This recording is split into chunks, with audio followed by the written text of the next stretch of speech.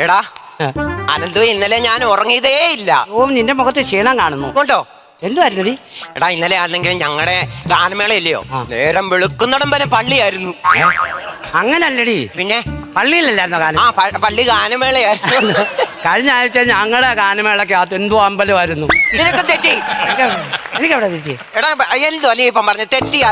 ഞാൻ തെറ്റിച്ച പോലെ തെറ്റി. ശരി, ഞങ്ങളുടെ അമ്പലത്തിലെ ഗാനമേളയായിരുന്നു.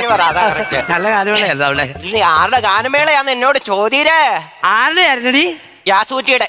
ജാസ് പറ്റിയോ?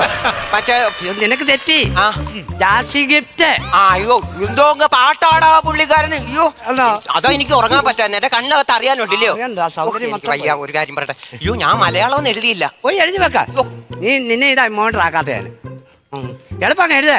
പറക്കവിടുന്നു. പിന്നെ കാണിച്ച് കൊള്ളാം. മതി. സെക്കൻഡ് എഴുതിയില്ല. മലയാളം